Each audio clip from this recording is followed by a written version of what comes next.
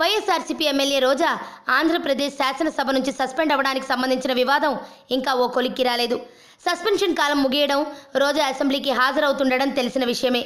ఉమ్మడి రాజధాని హైదరాబాద్లో ఆంధ్రప్రదేశ్ అసెంబ్లీ సమావేశాలు జరుగుతున్న సమయంలో చెలరేగిన గలాట, ఆ కారణంగా రోజాని సస్పెండ్ చేయడం తెలిసిన విషయాలే. ఆంధ్రప్రదేశ్ అసెంబ్లీ ఇప్పుడు హైదరాబాద్లో లేదు, అది అమరావతికి షిఫ్ట్ అయిపోయింది.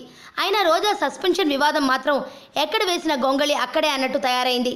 గతంలోనే రోజా హైకోర్టును ఆశ్రయించారు. హైకోర్టు నుంచి కొంత ఉపశమనం పొందినట్లు రోజా చెప్పినా ఆమెకు అప్పట్లో అసెంబ్లీలోకి ఎంట్రీ లభించలేదు. మళ్ళీ కోర్టుకెళ్లారు. వివాదం ఇప్పుడు సుప్రీంకోర్టుకు చేరింది. హైకోర్టులోనే తేల్చుకోండి అంటూ తాజాగా సుప్రీంకోర్టు రోజాకి సూచించడం గమనార్హం.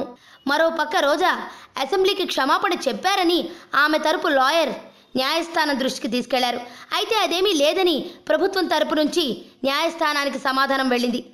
దాంతో మళ్ళీ ఇంకోసారి ఆ క్షమాపణ లేఖని న్యాయస్థానం రోజా ద్వారా ప్రభుత్వానికి అందించడం గమనార్హం. ఇక్కడితో ఈ ఎపిసోడ్ ముగిసిందనుకోవాలా, లేదంటే వ్యవహారం మళ్ళీ మొదటికి వచ్చిందనుకోవాలా? ప్రస్తుతానికైతే రోజాపై అసెంబ్లీ సస్పెన్షన్ ఏమీ లేదు. మొన్నటి అసెంబ్లీ సమావేశాలకు రోజా హాజరయ్యారు కూడా.